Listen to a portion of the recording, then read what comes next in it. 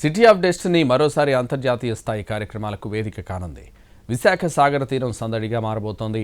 దేశ విదేశాల నుంచి ప్రముఖులతో పాటు 75 దేశాల నుంచి అతిథులు విచ్చేస్తున్న ఈ కార్యక్రమానికి పెద్ద సంఖ్యలో పర్యాటకులు విచ్చేయనున్నారు.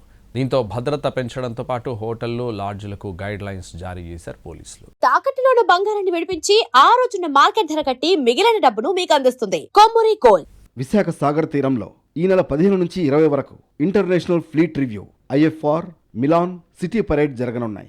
ఈ కార్యక్రమాలకు రాష్ట్రపతి ద్రౌపది ముర్ము, గవర్నర్ అబ్దుల్ నజీర్, రక్షణ మంత్రి రాజ్నాథ్ సింగ్, ముఖ్యమంత్రి చంద్రబాబు నాయుడు హాజరు కానున్నారు. అలాగే 75 దేశాల నుంచి ప్రతినిధులు విచ్చేస్తున్నారు. అలాగే వివిధ దేశాల నౌకాదళాలు సంయుక్తంగా నిర్వహించే విన్యాసాలను చూడడానికి 1,00,000 మందికి పైగా పర్యాటకులు తరలిరానున్నారు.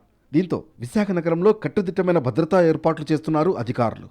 సుమారు 7,000 మంది పోలీస్ సిబ్బందితో బందోబస్తు ఏర్పాటు చేస్తున్నట్లు పోలీస్ కమిషనర్ శంకుపత్ర బాగ్చి తెలిపారు.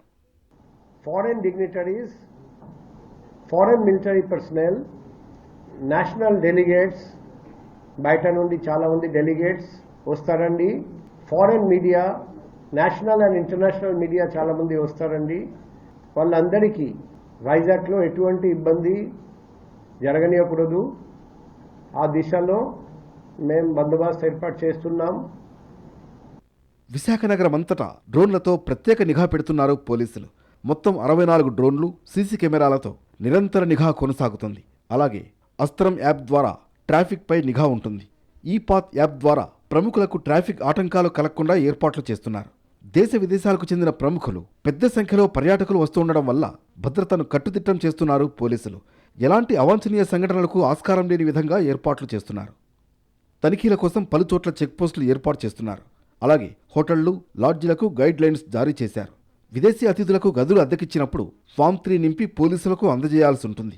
అలాగే హోటళ్లు, లాడ్జీలను టాస్క్ ఫోర్స్ తనిఖీలు నిర్వహిస్తుందని తెలిపారు.